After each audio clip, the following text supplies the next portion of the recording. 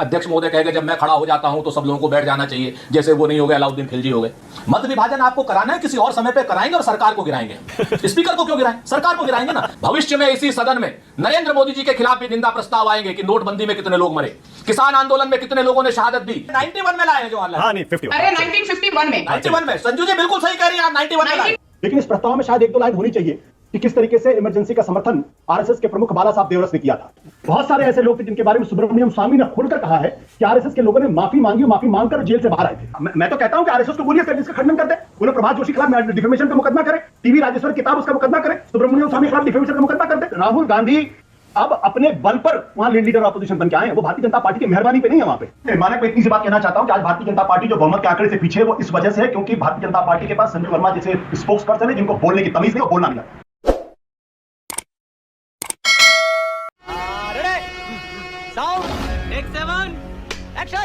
आंकड़े आपके पक्ष में नहीं थे, रणनीति सारे विश्लेषक समझने की कोशिश कर रहे हैं कि आपकी पार्टी की इंडिया गठबंधन की क्या थी। आपने कहा पहले चुनाव लड़ेंगे, अपना उम्मीदवार उतारा, ध्वनि मत में हार गए, फिर आपने मत विभाजन पर भी जोर नहीं दिया और उसके बाद हमने देखा कैसे पीएम और एलओपी दोनों मिलकर सम्मान के साथ ओम बिरला जी को लेकर पद पर बैठाते हैं। स्ट्रैटेजी आखिर थी क्या आपकी, क्या साबित करना चाह रहे थे आप सुरेंद्र राजपूत? मानक भाई हम ये साबित करना चाह रहे थे कि देश में लोकतंत्र लौट आया है। हम ये साबित करना चाहते थे तो जो अभिमानी और अहंकारी बिहेवियर 2014 से और 2024 तक था, अब वो अहंकारी बिहेवियर नहीं चलेगा।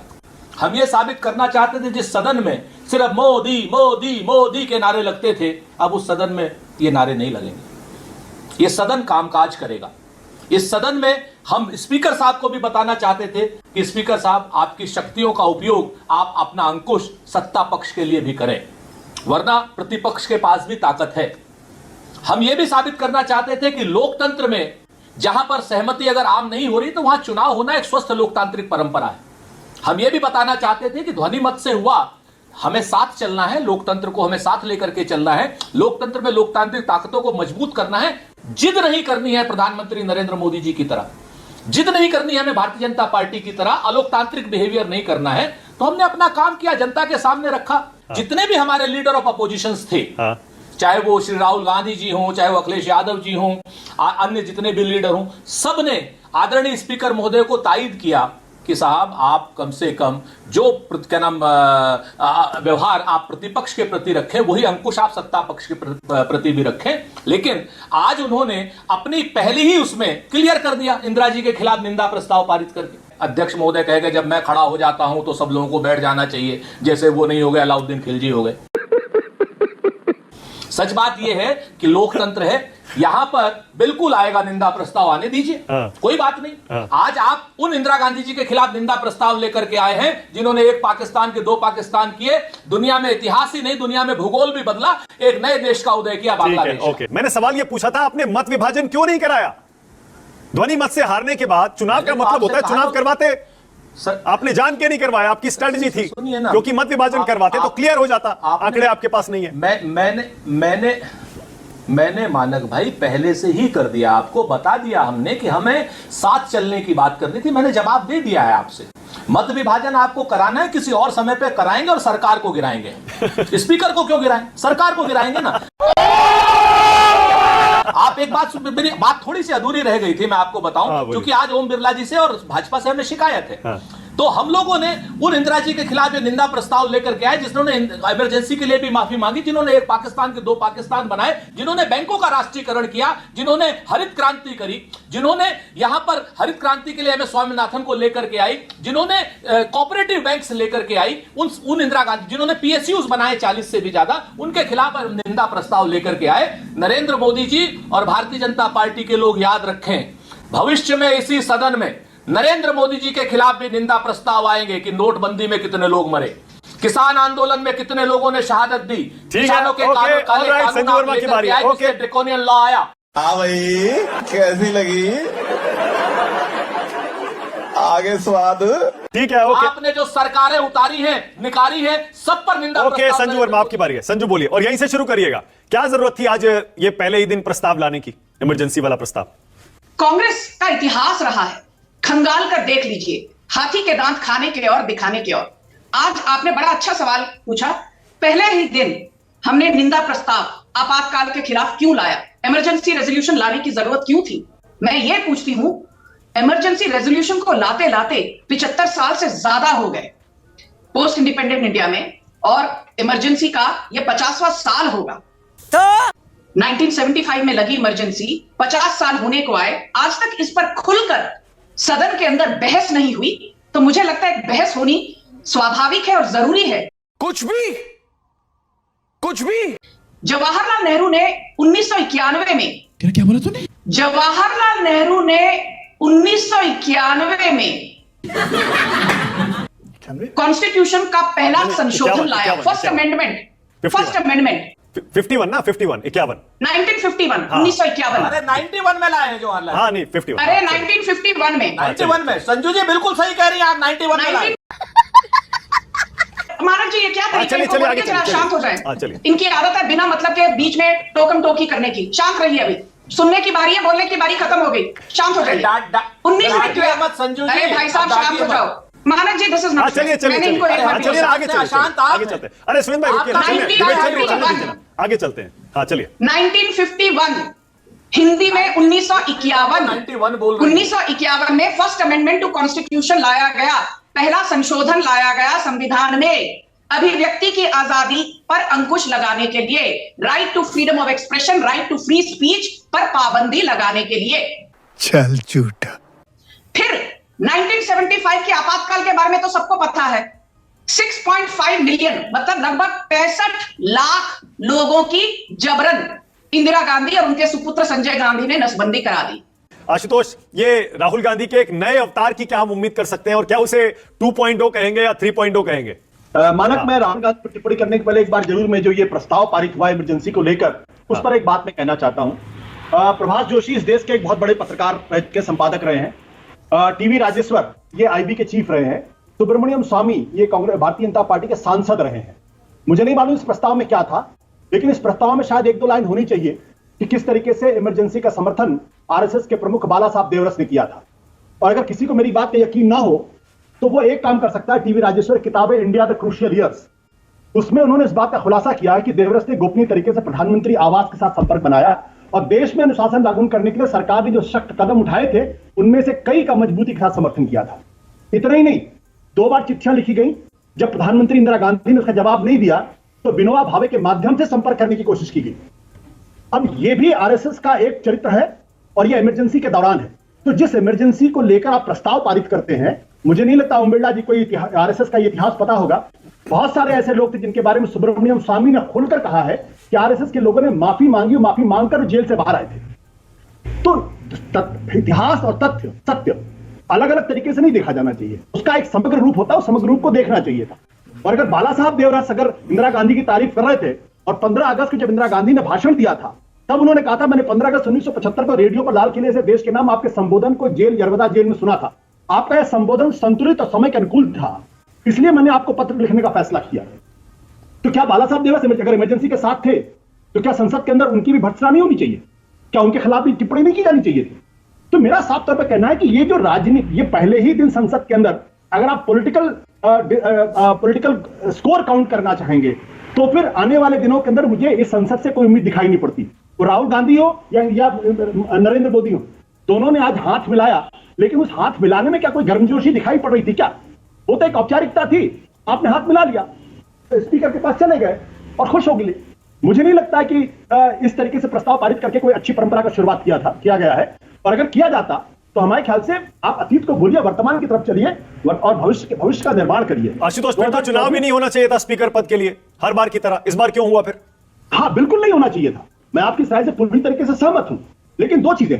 एक चीज यह कि अगर प्रधानमंत्री जी बाहर निकल के बोलेंगे तो नखरे करते हैं और ड्रामा करते हैं, और राहुल गांधी कहेंगे कि प्रधानमंत्री का साइकोलॉजिकल ब्रेकडाउन हो गया है, तो फिर आप यकीन मान लीजिए कि दोनों तरफ से तलवारें खिंची हुई हैं, कोई भी अपनी तलवार को म्यान में रखने के तैयार नहीं है। और जो चुनाव चल रहा था अप्रैल से लेकर जून तक, वो चुनाव अभी भी जारी है। एक दूसरे को गालियां दी जाएंगी, एक दूसरे पर कीचड़ उछाले जाएंगे, एक दूसरे को गंदा साबित करने की कोशिश की जाएगी। पहले हर्षवर्धन जी बोलिए, आप बोलिए, आप कुछ कहना चाह रहे हैं, बोलिए। नहीं, मैं सिर्फ ये कह रहा हूं कि आशुतोष जी ने इसमें जो कहा कि उस वक्त बाला साहब देवरस जी ने समर्थन किया था, अगर कोई समर्थन की चिट्ठी कोई हो तो मुझे बताएं तथ्य के साथ। किताब लिखने वाले बहुत से लोग अपनी सहूलियत के लिहाज से, मैं जानता हूं किताब लिखने वालों, वो अपनी सहूलियत के लिहाज से लिखते हैं। वाह बेटा, लगता है तुम गू खा के ही मानोगे। अभी के जो राष्ट्रीय स्वयंसेवक संघ के सर कार्यवाह हैं दत्तात्रेय होसवाले, वो खुद उसमें गिरफ्तार हुए थे और उन्होंने जो अभी हाल के दिनों में कहा है, पहले कहते रहे, लगातार वो कहते रहे, और संघ घोषित तौर पर आपातकाल का विरोधी था, है और कोई भी संवेदनशील सामाजिक संगठन उसका समर्थन नहीं कर सकता है। और संघ के ऊपर 3-3 बार प्रतिबंध लगाने के बाद भी, संघ को प्रलोभन देने के बाद भी कि आप जरा नरम हो जाइए कांग्रेस के प्रति तो हम आपके लिए थोड़ा सख्ती कम कर देंगे, आज तक संघ ने यह स्वीकार नहीं किया। मुझे लगता है तथ्यों को तोड़ मरोड़ कर प्रस्तुत करने से बचना चाहिए। अगर कोई सचमुच तथ्य है किसी हवाले से तो वो बताना चाहिए। किताब लिखने वाले बहुत से लोग ऐसी बात करते हैं। अभी बताता है भाई, अभी बताता है, अभी तूने उंगली किया ना, अभी बताता है। आशुतोष बोलिए, उसके बाद आराम जी। आशुतोष, बहुत अच्छी बात हर्षवर्धन जी ने कही है। ये मेरे इस किताब का नाम है हिंदू संगठन और सत्तावादी राजनीति। ये किताब लिखी है मधुकर दत्तात्रेय देवरस, जिनको बाला साहब देवरस कहा जाता है। ये अंडरलाइन चीजें हैं, आप अपने अगर चाहेंगे तो मैं फॉरवर्ड भी कर दूंगा। तीसरी बात क्या है कि जो किताब उपलब्ध है टीवी राजेश्वर की, crucial years India, crucial years, आज तक आरएसएस की तरफ से उसका कोई औपचारिक खंडन नहीं आया। प्रभाष जोशी ने तहलका में जब आपातकाल के 25 साल हुए थे तो उन्होंने एक लेख लिखा था, उस लेख को भी मैं पढ़ के सुना देता हूं। उन्होंने कहा, तो उस समय के आरएसएस प्रमुख बाला साहब देवरस ने संजय गांधी के कुख्यात 20 सूत्री कार्यक्रमों को लागू करने में सहयोग करने हेतु इंदिरा गांधी के पत्र लिखा था। यह है आरएसएस का असली चरित्र। आप उनके काम करने के अंदाज, उनके तौर तरीकों को देख सकते हैं। और यहां तक कि आपातकाल के दौरान आरएसएस और जनसंघ के अनेक लोग माफीनामा देकर जेलों से छूटे थे, माफी मांगने में सबसे आगे थे। ये प्रभाष जोशी ने लिखा है, जो देश के बहुत बड़े संपादक माने जाते हैं। इसके अलावा सुब्रमण्यम स्वामी को भी तो कम से कम आप मानिए, जो भारतीय जनता पार्टी के सांसद रहे हैं। ओके आशुतोष, मेरा कहना ये है कि मैं हर्षवर्धन की बात का सम्मान करता हूं, मैं हर्षवर्धन की बात का सम्मान करता हूं, लेकिन आरएसएस का एक डॉक्यूमेंट बता दीजिए जिसमें उन्होंने इन सब चीजों का खंडन किया। एक डॉक्यूमेंट। इसका आंसर तो नहीं आता मुझे। मैं राष्ट्रीय स्वयंसेवक संघ के अभी के सर कार्यवाह दत्तात्रेय होसवाले की बात कर रहा हूं, जो इसमें गिरफ्तार हुए थे, जो बाकायदा उनके तब से लेकर अभी तक ढेर सारे लेख हैं, व्याख्यान हैं और बाकायदा संघ की तरफ से कहा गया है। ये किसी दूसरे के हवाले से। ओके, चलिए आगे बढ़ते हैं। आशुतोष, मैं चाह रहा हूं राहुल गांधी पर कमेंट पूरी तरह गलत है। इस डिबेट को आगे ले जाए। आशुतोष, मैं हर्षवर्धन जी की इस बात को काट नहीं रहा हूं। दत्तात्रेय होसवाले जेल में नहीं गए थे, बाला साहब देवरस भी जेल में थे, आरएसएस के बहुत सारे लोग जेल में थे, तो मैं कांड नहीं कर रहा हूं। लेकिन जेल जाने के बाद आप जिस तरीके से इंदिरा गांधी से संपर्क कर रहे थे, जिस तरीके से इमरजेंसी को आपने समर्थन किया, जिस तरीके से माफी मांगकर बाहर निकले थे, वो इतिहास का तथ्य है। अब राहुल गांधी कोई माफी मांगकर नहीं आया, ये तथ्य गलत है। तो मैं तो कहता हूं कि आरएसएस को बोलिए सर, इसका खंडन कर दे। उन्हें प्रभाष जोशी के खिलाफ डिफेमेशन का मुकदमा करे, टीवी राजेश्वर किताब उसका मुकदमा करे, सुब्रमण्यम स्वामी के खिलाफ डिफेमेशन का मुकदमा कर दे। भैया मुंह निकल जाएगा हमारा ऐसा करेंगे तो। अगर आपको लगता है कि आरएसएस की, क्योंकि इससे आरएसएस की छवि खराब हो रही है। और चलिए आगे चलते हैं। आशुतोष, एक कमेंट राहुल गांधी पर। कांग्रेस के लोग नहीं है, राहुल गांधी पर एक कमेंट। देखिए, राहुल गांधी अब अपने बल पर वहां लीडर ऑपोजिशन बन के आए हैं। वो भारतीय जनता पार्टी की मेहरबानी पे नहीं है वहां पे। और ये जो लोग कहते थे कि चुनाव में तो कांग्रेस पार्टी 30 सीटों पर निपट जाएगी, और जब बार बार ये तर्क दिया जाता है, मैं एक बार और बता देता हूं, बहुत सारे लोग ये तर्क दे रहे हैं कि दरअसल भारतीय जनता पार्टी के पास जितनी सीटें हैं उतनी तो कांग्रेस के पास कभी थी ही नहीं। तो एक आंकड़ा मेरे पास भी है, वो आंकड़ा मैं जरा गिना देना चाहता हूं। 1952 में जनसंघ को 3 सीट मिली थी, 1957 में 4 सीट मिली थी, 1962 में 14 सीट मिली थी, 1967 में 35 सीट मिली थी, 1971 में 22 सीट मिली थी और 1984 में 2 सीट मिली थी। 6 चुनाव में भारतीय जनता पार्टी जनसंघ को कुल मिला के 80 सीट मिली थी, जो इस बार कांग्रेस के 100 सीट से 20 कम है। क्या बात है सर, क्या बात है सर, क्या बात, ये बात है। अगर आप इस आधार पे अगर आप कोई इतिहास का अगर वर्णन करना चाहते हैं, और एक बात और बता देता हूं, 1951 में भारतीय जनसंघ बना था और 1982 में भारतीय जनता पार्टी के पास सिर्फ 7% वोट था। पहली बार भारतीय जनता पार्टी को 10% तो 1989 में जब जनता दल कर रहे थे। अरे ये किसी ने नहीं कहा भाई, ये किसी ने नहीं कहा। मेरे ख्याल से जहां तक मैंने देखा सुना, ये किसी ने नहीं कहा कि जितनी बीजेपी के पास सीटें आई उतनी कांग्रेस के पास कभी नहीं थी। ये किसी ने नहीं कहा। झूठ बोल रहा है। मेरा बस ये है कि आप इस आधार पर अटल बिहारी वाजपेयी को खारिज कर देंगे, क्या आप लाल की सडवानी को खारिज कर देंगे, क्या बीजेपी उपाध्याय खारिज कर देंगे? कांग्रेस के प्रवक्ता की तरह बात कर रहे हैं। संजू, वन सेकंड, मैं तो उस छोटी सी बात पे मेरी बात रह गई थी। आप बीजेपी के प्रवक्ता की तरीके से बात करिए। यहाँ पर आशुतोष ने कहा बीजेपी को, आरएसएस को ऐसा नहीं किया, वैसा नहीं किया, इतनी सीटें कम मिली थी, उतनी सीटें नहीं मिली थी। एक स्टेटमेंट इन्होंने दिया, मैं पर्सनल नहीं होना चाहती, बट इन्होंने स्टेटमेंट दिया, राहुल गांधी आज अपने बलबूते पर लीडर ऑफ ऑपोजिशन बने हैं। भाजपा, भारतीय जनता पार्टी की मेहरबानी से नहीं मिले। बने।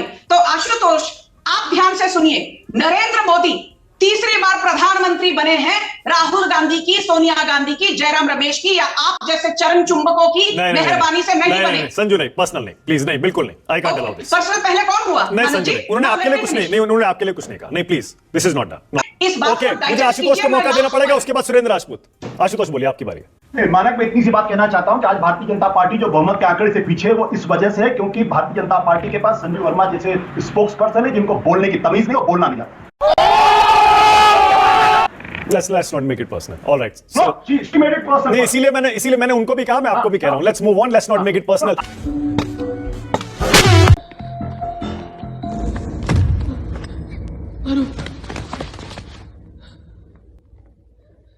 क्या हुआ? कुछ मुंह में घुसेड़ा, उसके बाद गले को उधेड़ के नाक से बाहर निकाला, उसके बाद मेरी भक्ति गुल हो गई। अब बताइए मैं क्या करूंगा? एक बहुत सिंपल सी टिप आपके साथ शेयर करती हूँ। अपने हाथ को इस तरीके से रखिए। If you look at this from your side, आपका लेफ्ट हैंड आपको बी के जैसे दिखेगा और राइट हैंड आपको डी के जैसे दिखेगा। B and D. B for थोड़ी मदद रखिए। वे मैं तो तेरा मन पर